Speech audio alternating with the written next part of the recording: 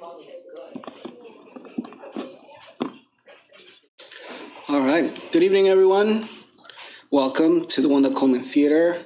My name is Ivan Salinas. I'm programs manager here in the space. For those of you who may be new to Beyond Baroque, we are a place dedicated to the possibilities of language. We're a nonprofit organization established in Venice, California in 1968. However, we recognize that we are on unceded territory. We stand in solidarity with indigenous Tonga peoples who have endured colonialism and displacement, and we stand against genocide and are committed to provide a space for indigenous artists and communities as they are the original stewards of this land. This building first functioned as the first Venice City Hall building for about 70 years and then became a home for writers and artists of all backgrounds. Once Beyond Baroque poets took it over and turned it into the international interdisciplinary art space it is today. This weekend, we are kicking off our fall programming for 2024, and I invite every one of you to please visit our website and stay connected with us. Check out the various programming that includes readings, lectures, presentations, conversations, and workshops on craft, both in fiction and poetry, as well as our gallery, the Mike Kelly Gallery, which currently is exhibiting Cutout, a group collage of collage works by LA artists and is curated by the great Jody Zellin. A big shout out to the Beyond Baroque team for making all of our events happen, for making this space run. That includes the directors, Quentin Ring, Jimmy Vega, our bookstore team and interns, Genesis Perez, Tyler, Nick, our volunteers. Big round of applause for all of them. Because we need this place run. Thank you all. On November 2nd, we are celebrating our annual gala, and we are honoring some legends this year that includes Sesha Foster, Shockey Jackson, the great Douglas Messerly, and including the great band members of the punk rock band X, Exene Cervenka, and John Doe, who met here way back in the late 70s. And they are actually touring all over the world for the last time as X. So it's really a treat that they'll be with us at the gala. And it's taking place at Culver City Playa Studios, November 2nd. Just remember Dia de Muertos, come to Beyond Baroque. So if you would like to be a donor, if you are part of an organization, a small business, and would like to support, please let us know, talk to us after the readings, and become part of supporting our mission to continuing to give a space to artists all over the world. For tonight, this is the second year we are hosting the new series. And what you'll experience is completely new and original material by our invited guest authors. Before I introduce them, I do want to give a shout out to our amazing DJ who was just spinning tunes in the lobby. That is DJ Sibazi.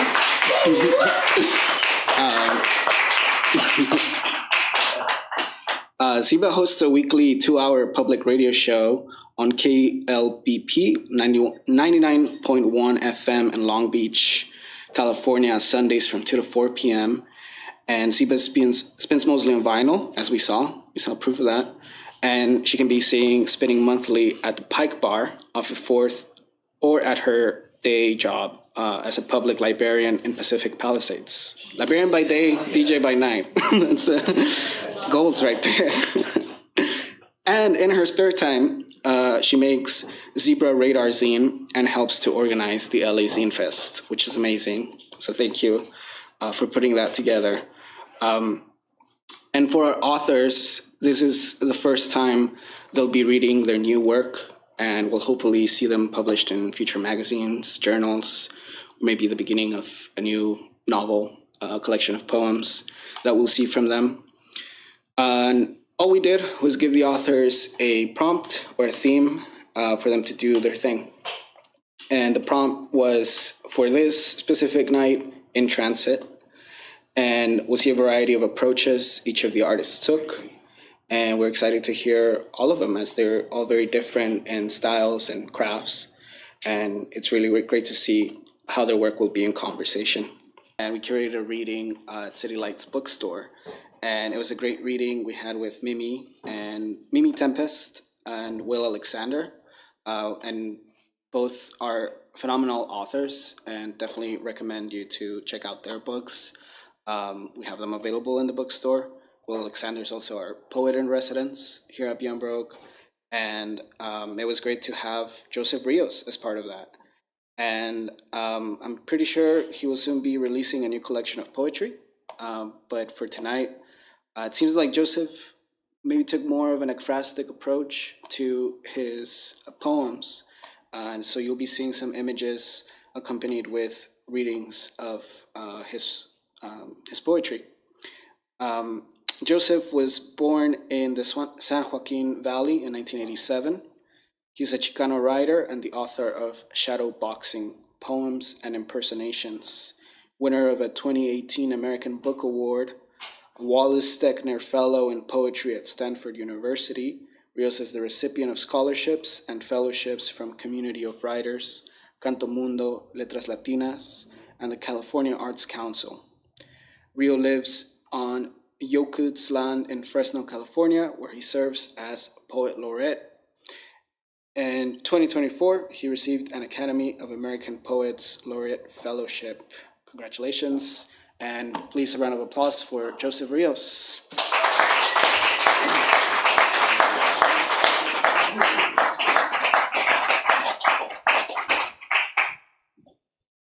Man, it's always crazy to hear your own bio. It's like, oh shit, all that stuff happened.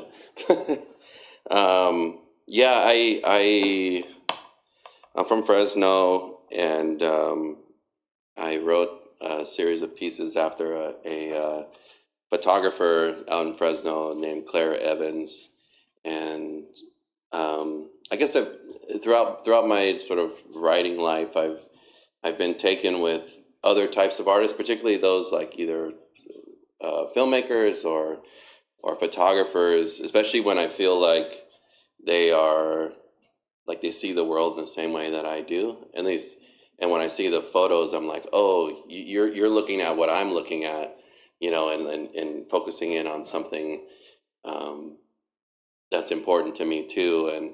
And with Claire's work, I felt like, oh, you're looking at Fresno in a similar way that I am, and it's really hard to sort of say what that is, what the is, you know what I mean? But I tried to write sort of not directly like I'm going to describe what Claire is shooting, but we're looking at the same Fresno, so I'm going to try to fill in the gap, like in the story of what the Fresno that she's looking at and this Fresno that I'm looking at, very similar. And so I'll start with this poem called Renovations for the Dead.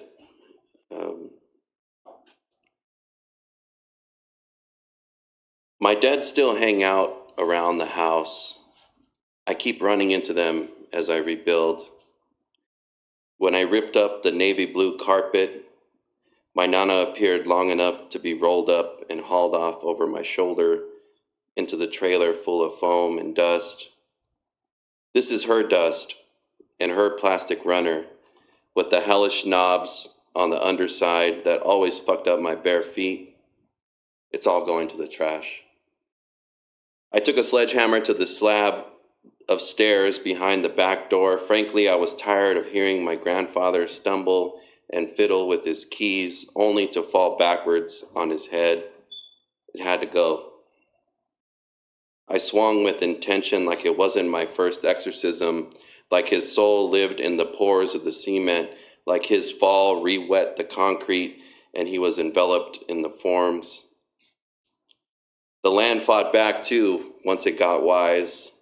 The earth under my 75 pickup caved and tried to take her down into a layer of old medicine bottles, Coke bottles, and animal bones.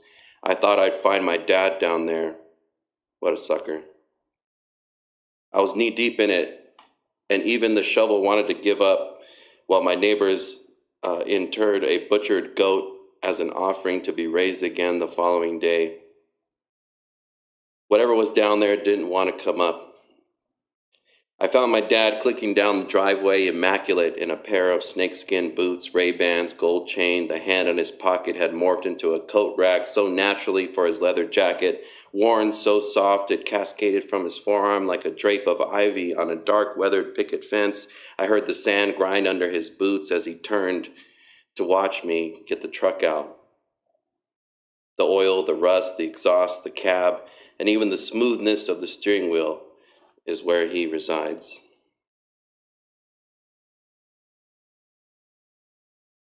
This next piece is called Another Fall on Holloway. And thinking about transition is like, so where I live in Fresno is a place called Calwa. It's formerly unincorporated to the city, but a lot of the neighborhood is incorporated. So like some of my neighbors are incorporated, some of them aren't into the city, but it's where my dad grew up. And so I've been renovating the house like steadily over the last few years. And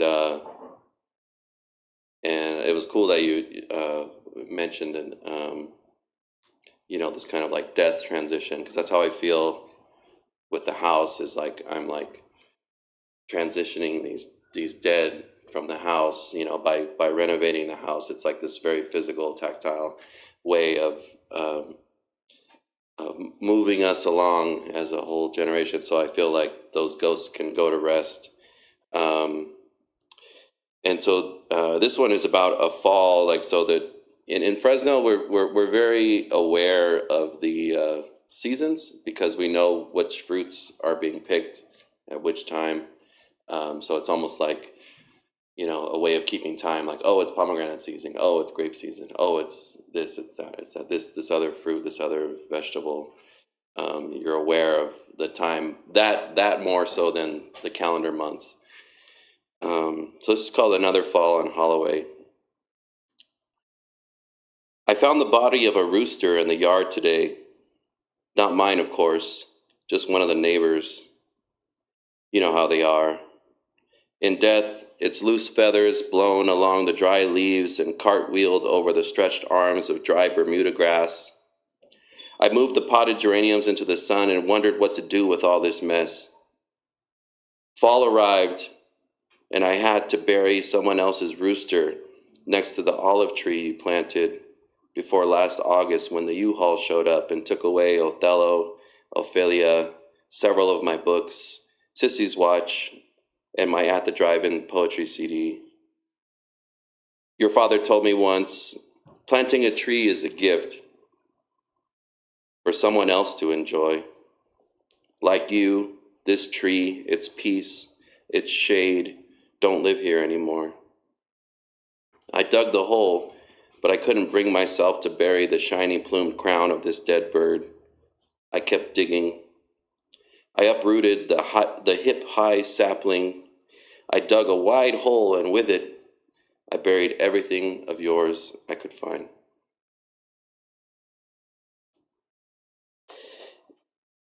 This next one is actually for, it's called Elegy for Frank. Frank's a cat. He showed up at my doorstep one day, and I had been asking the universe, I guess, for an old man cat, some cat who was like on his last days, and Frank showed up, and it's a gift and a curse because you grow to love the cat, but you know that they're at the end, so then you have to like you give them a great life at the end, and then they disappear. So this is for Frank. It's after Larry Levis, who's also a Fresno poet. He slept in an empty tool bag on the backyard shop table, a layer of dew on his head and his chewed up ears standing at attention and folded like a veteran's flag. When he found me, he was already old, bone skinny with a leaky eye and full of affection like some child loved on him hard and then moved away. In the summer, he slept in the flower beds after the nights the sprinklers turned on and the morning sun had dried just enough. When I built the cabinets, he laid next to the table saw with his eyes closed, like the sound of the screeching saw blade tearing into the lumber was as natural as a bird song. He was my best friend. I called him when he went across the street to feed out of the apartment trash can. He disappeared into the fog in the winter. I'll say when the tangerines started falling into the mud and you can't see 10 feet in front of you on the 99. He disappeared through a hole in the backyard fence into the empty lot with the stores of cinder blocks and rusted barbed wire. This last piece is, I find myself like really focused on, like I feel like I can't leave my like porch, you know, like everything I can see left to right from my porch is like what I've been writing about. And so I've been writing a lot about Calwa, been writing about a lot about my neighbors, been writing a lot about the kids that run around and everything. And so like Claire captures a lot of that in her pieces. I'm like, oh, I know that. I don't know these people, but I'm like, I know these people, you know? And this last piece is called Still Trying.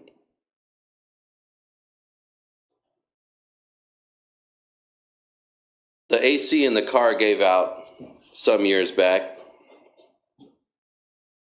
There's nothing like the breeze. There's nothing like this breeze of hot air, you'll say. Pulling up to the light, sweating, with all four windows down, playing Trick Daddy on Bluetooth from your cracked phone, trying to bend the cord the right way so it keeps charging. Forgetting how many miles you've gone since the gas light came on your way to cash a $200 check from the junkyard gave you for your uncle's truck, the one he never got going, the one you pretended to drive when you were a youngster, made a fort in the bed and camped out under what was left of the stars, knowing that the smog's still there, even in the dark. You can see it coming down the grapevine laid over us like a dirty moving blanket or a never-washed window screen, the stuff that gives us asthma and the most beautiful sunsets. The car's moving again, and there's smoke in the air on the south side, so you know it's still summer. And everything's on fire. A junkyard, a tire shop, a warehouse, a mess of pallets, a loaded shopping cart, somebody's Saturn, a tractor depot, a mound of pulled fig trees. The freeway is ablaze. Yes, even the freeway is ablaze. Got the whole neighborhood's power out and everyone's outside screaming, Jesus! Again? You two? And we collectively throw our hats on the ground, Jesus Christ! Like we all burnt our knuckles on an overheating engine, or we took a wrong step on the ladder and we're free falling. We've been free falling so long, we forgot to be afraid of the ground. The firemen are there, and you know, because you smell the steam, the waterlogged carbon, the wood blackened and drenched. You watch as the black cloud transitions to white, because every day there's a new pope in Calwa, in Malaga, in Fowler. And if you listen, you can hear the bells and the traffic parts like the sea, like a river, like a canal, a lake, like Tulare Lake, resurrected and overflowing, taking back the land. Back home, the neighbor kids think I'm a pastor because I don't cuss at them. And I share my pomegranates when they're in season. They think the poetry readings I throw in the yard are Bible studies. Do you believe that? An exhaust cloud behind an old Lincoln mutes any words of God. It's almost evening time, and the senoras and I are watering limping plants after a hard day in this heat. and the field vans with water jugs strapped to the front are showing up, dropping off workers dressed damn near like beekeepers, every inch of skin shielded from the sun. Any moment now, the stoves will turn on and heat yesterday's caldo. Even the trees applaud the smell of hominy in the breeze. Thank you.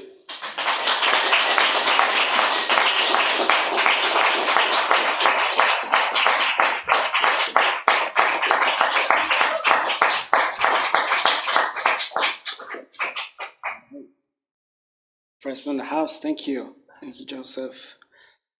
He's also been very busy being director of Lit Hop, which is happening October 12th. So I'll see you there. Our next author is the one and only super publisher, fiction writer, memoirist, with her newest project, Dopamine Books. Michelle T is also putting the work out there of queer authors that need to be heard. We recently also had, for the first time, we invited Michelle T to showcase some of those authors, and they had a great reading here at Beyond Baroque. And now one of them is out and touring the world, Clement Goldberg, whose novel is out through Dopamine Books. Yeah, congrats. But tonight's about Michelle, and she has more of a prose piece for us tonight, which might be blending some fiction, nonfiction, in her work. So we're excited for you to take us home. Michelle is the author of over a dozen books of memoir, fiction, poetry, and children's literature, including her latest, Knocking Myself Up. Her memoir, Valencia, won the Lambda Literary Award for Best Lesbian Fiction, even though it was obviously all true. It was also made into a sprawling feature-length art film using nearly 20 different directors and different Michelles. Her recent-ish essay collection, Against Memoir, was awarded the Pan America Diamondstein Spielvogel Award for the Art of the Essay. She is also the recipient of the legendary Rona Jaffe Awards and a 2021 Guggenheim Fellow. All right, our last feature of the night, Michelle T.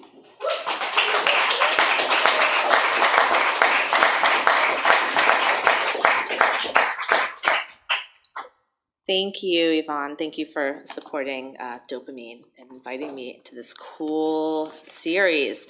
I took this very literally. I wrote this on a train, so, okay. I want to stand up in America and say, this is my job saying this. That's from Eileen Miles' poem, Promotional Material. I found it this morning on my phone while on a train from London to Edinburgh. All I wanted, all I hoped for when I was in my 20s was for my writing somehow to bring me travel. I'd already gotten to go to Albuquerque, to the Albuquerque Poetry Festival, where I slept on a slam poet's floor and there were roaches. My roommate was traveling with me, an eccentric speed freak who believed in math the way I believed in poetry. She was vegan and a health nut aside from the speed, and she loved animals, especially ones that freaked people out, bugs and pests. At home, she kept a Madagascar hissing cockroach in a small terrarium. When threatened, it would lift its haunches and fart defensively. I'd bought her a thick millipede for her birthday, and now in Albuquerque, she spotted one of these roaches scuttling on the slam poet's floor and scooped it into a paper coffee cup. She brought the cup with the cockroach on the flight back to San Francisco because it was before 9/11, and it was very easy to smuggle a bug on a plane. This common cockroach would get its own terrarium and be served meals on milk carton caps, which doubled as tiny dinner plates.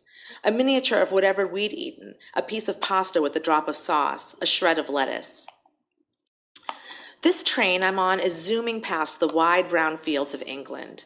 Telephone lines stretch lonely over the earth like they know their days are numbered. A wall of green trees gives privacy to little houses that stand so close to the train, how they must rattle all day. I'm here in England because of a book. It's done well all summer, and the publisher asked me to come over. They didn't bring me over. They're small and queer. Queer enough to be sick of queer. They're weird. They offered me £300, which immediately vanished into the cost of my plane tickets, and then the costs didn't stop. The train ticket, the international data plan, the beans and eggs, the electrical adapters. But I got what I wished for. My writing has brought me travel. Should I have wished for more? I shall be a best-selling writer, Octavia Butler manifested into her notebook. She jotted down the exclusive lists which would include her books. She notated they would hit these marks, quote, whether publishers push them hard or not. My books shall be read by millions of people, she trumpets from the spiral-bound cardboard. So be it, she inks like lots of exclamation points. So be it, so be it, so be it. Octavia's magic was strong. Every spell her notebook cast came to pass. Health care, to hire a car as she pleased, a lovely home, the ability to help poor Black youngsters, the ability to care for her mother. Octavia Butler is buried not too far from where I live, and at least one writer I know goes to her grave and does her magic there. In my 20s, I knew a poet, Delta O'Hare. She was very good. She was a snarled gray cloud that had drifted over from Ireland. She was the one who spray-painted Sexist Poetry Night outside the bar where I first read a poem into a microphone. My tone had lilted and swayed, performing sensitivity and longing, which was not insincere. I was sensitive and filled with longing, but also I knew instinctively how to perform it. I was also copying Ani DeFranco. For me, that bar was everything. I landed there and my life began. Weekly, I sat at a table where a little fire burned in a red glass, and I watched the people climb onto the stage. Not people, poets. The bar was hung with velvet paintings. Soon the owner would succumb to a crack addiction, and the place would be sold, and sold again, until an owner would name it Amnesia, which offended me. The bar and all it held had been enough for me, the beer making me glow like the red flame at my table, until I loved poets more than I'd ever loved anything. David West in a fedora, his rollie staining his fingers, spoke into the microphone. I spun, I saw the war, his voice cracking and tender, like an old man baby. I traded a beer for his chapbook. You only get this lucky once. It was ironic, maybe, because we didn't feel lucky, not any of the poets who gathered at this bar before it lost its memory. And that's because we weren't. But also, maybe there was some sincerity to it. Maybe we'd had a single moment of luck. We'd been born writers. We were poets. That was it, and right then, for me, that was enough, sitting there, growing fully enraged by the poets on a Bukowski kick, this being the 90s, so there were far too many of them. What did Exene Cervenka say about it? Not every drunk's a poet? I'm sitting on a stalled train now, reading song lyrics on my phone, can't find it. Can't find David West either. We're stuck on a bit of a bridge, steel beams, cracked paint, and water beneath. Green English water, with leaves like lily pads skimming the edge, where bushes frizz upwards and spindle low into the pond, and a willow sulks across another rusted trestle. Another train, rotting and abandoned in the lot beyond. Delta O'Hare said, if I don't start making money this year, I'm not writing anymore, and I was shocked. I never thought I'd make any money, so realizing I was a writer was massive. I had something to do. There was a reason for me to be here. This is my job saying this. Did I mention I stalked Eileen Miles to get their friendship? Stole their address from a friend's address book. The friend was a New Yorker, and yes, now it was evident that New York was superior to San Francisco, that a person who lived in New York could casually spot Eileen Miles, my God, walking their dog in Thompson Square Park. A person who lived there might get to know Eileen Miles in a casual, neighborly way, unbelievable, might see them wheel by on their bicycle, might come into possession of their address and phone number, both of which I copied down into my own phone book. Later, on a road trip, I sent Eileen a postcard, conversational, acting like we knew each other, until the end, where I mentioned, you don't actually know me. The card puzzled them. They pinned it on the corkboard above the desk where they wrote, and they looked at it every day. And in this way, I suppose I am like Octavia Butler, and this was my dream, to be in conversation, to remain charmed and dazzled, to retain a certain smallness. It's not for everyone. Often it's not even for me. And my art can't be supported, Eileen wrote in Not Me, the poem An American Poem. And my art can't be supported until it is gigantic, bigger than everyone else's, confirming the audience's feeling that they are alone. Let that metabolize before I continue. Every day I feel capitalism slime on my art, and I work to metabolize it. There is no shaking it off. Eileen continues that they alone are working, deserve to buy tickets to see this art. Are working, are healthy, should survive, and are normal. Are you normal tonight? Everyone here, are we normal? Because I had stolen their information, I could call Eileen when I learned they were coming to town. I pushed the buttons. Eileen Miles picked up the phone. I asked, "Will you read at my open mic?" And they replied, "Does it pay?" They must have been feeling capitalism slime on their art. I said, "No, it doesn't pay because no one gets paid. There's no money. But if you come and read, it will be so fun and everyone will love you and it will be such a big deal." And they came, and it was true. The bar that held the reading was underground, literally, and the metal staircase that spun down from the street was thick with bodies. Everyone had come to see Eileen, and it changed their life for a while. It didn't bring them money or travel, but it meant something. I think about this sometimes when someone writes a manifesto about being paid, that artists need to be paid. I couldn't agree more. Truly, I'm tying my writing into knots right now, trying to get money to care for my skin and my child and my husband. It's a radical thing to say, artists should be paid, because some people have been deranged with idealism and think creative people should somehow exist outside of capitalism. I wish, but every great thing I've ever done in my life as a writer didn't have money attached to it. If needing money had been a factor, it would not have happened, for there simply was no money. All the time I ask people to do a thing and not be paid, and they say yes. They go on a tour or a show. They give me writing for a book, and this is how I have seen culture get made. There's an argument which chiefly has to do with judging things which have no money to... There is an argument which chiefly has to do with judging things which have nothing to do with money as worthless, Eileen Miles, because you don't make any money from them. Did you call your mother a fool when she brought you oatmeal in the morning? My friend who I made a tour with, a beautiful tour that let us see the country when we were so poor and gay and scared when we were poets, she said, "If this isn't paying my rent in a year, I'm quitting." To do what? Quit to do what? I brought with me to England Ripcord by Nate Lippens. I read it on the train. In it, the narrator is talking to Greer, his friend who is an artist. It reads, "She made a studio visit to a young artist recently out of art school who asked for advice. Greer said, to have freedom and make work and live for experience means damage. You'll get knocked around, punished, ignored, worse. But it's worth it." How'd she take it, I say?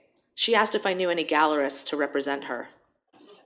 The narrator also says, when someone says art comes from some force outside of them, God, Muse, the universe, I think they'll do anything to avoid responsibility. A lot of Ripcord makes me think of artist Jenny Holzer's truisms, collections of statements that sound authoritative, that seem to tell it like it is. I don't know how or why a sheet of truisms made it to the wall of Cup Cafe in Tucson, Arizona. I was there because I had gotten mixed up with a girl, a woman, a sociopath. She was angrier than me, yet less willing to really do anything about it, which probably saved me, because the trauma of the nuclear family had, at that moment, deranged me enough to leave me vulnerable to a type of radicalization that was a cross between the Weather Underground and Andrea Dworkin. Not yet a writer, I was thinking I could somehow just be a feminist. I fell in love with my girlfriend because she had been the meanest, most fearless person at the Clinic Defense Action.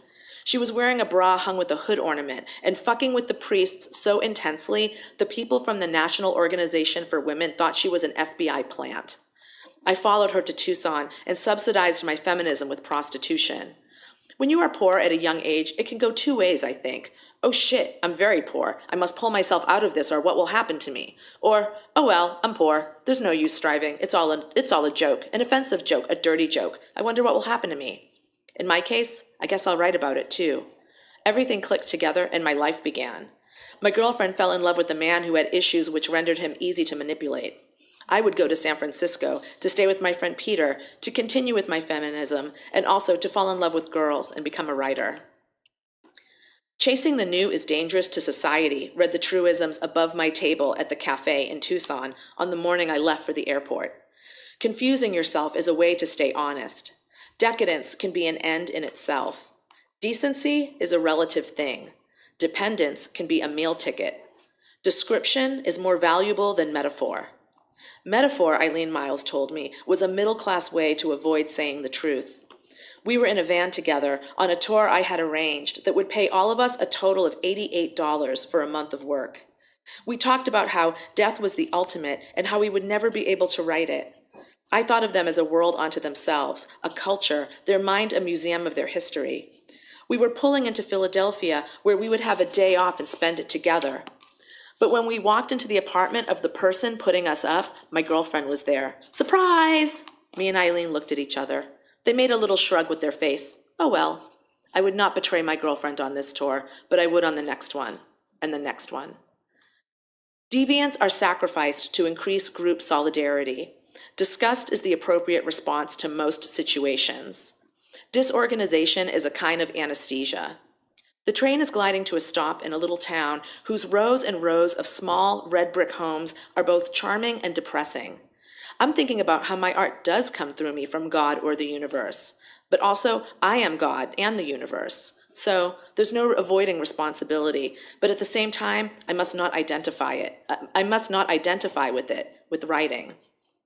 And I think my life's work is not to be a writer and support writers, but always to remember what a miracle it is to have been born and born with this thing, part desire, part compulsion, part talent, part mental illness.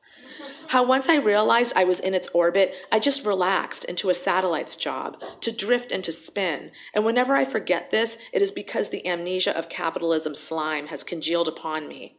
My work is to support the art that the universe moves through me, and to get the world to give it everything it can, but not to make the mistake of thinking I am the work, and, meanwhile, to labor in correction of the mistake I have made in thinking that I am anything at all, that I even exist. Is this too much? Once, in a Buddhist temple where I was taking a class, I realized that I am not Michelle T., that Michelle T. is a cloak that I wear, or a car set upon the track of a thrill coaster, and I get to ride. The work is remembering this, so that I can let art move through me without worrying if it will pay my rent. The work was easier when other things paid my rent, being a receptionist at a phone sex call center, being a person who gave you free packs of cigarettes in bars, being a bookshop employee.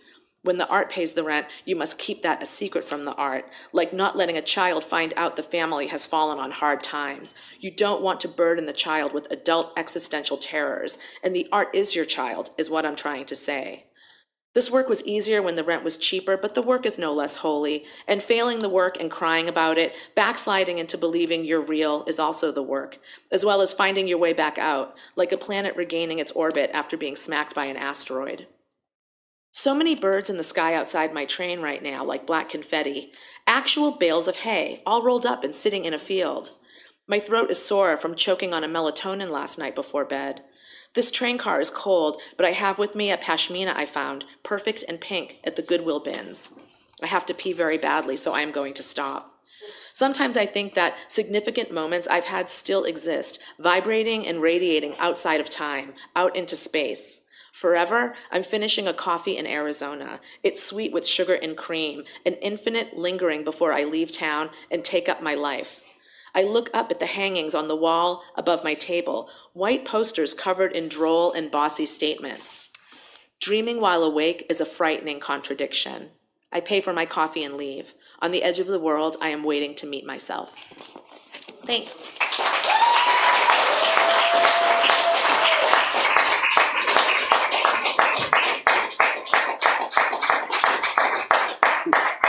Round of applause for our authors tonight. Thank you.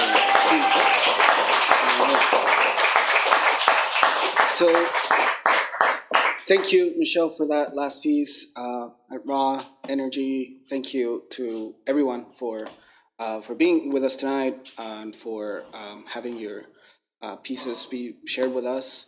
The party continues for a little bit. I would suggest please stick around. We have plenty of drinks and a DJ, so it already is a bar. You don't have to go to an after. But please stay tuned for the next new series. The phenomenal Mimi Tempest will be sharing new work with us. It's Mimi Tempest, Janet Fitch, and Natalie Shapiro. They're all amazing authors, and they'll be showcasing new work on October 12th. So for those who will be in LA, this is the place to be at. And it's happening at 7 p.m. And our third installment is happening at the Southern California Poetry Festival, which is taking place here. and we have Patricia Smith and Harmony Holiday. So they will be visiting here, the Wanda Coleman Theater. So thank you all, and have a good night, and please stick around. And we also have books for sale right across the hall, and I'm sure our authors will be more than happy to sign them. Thank you.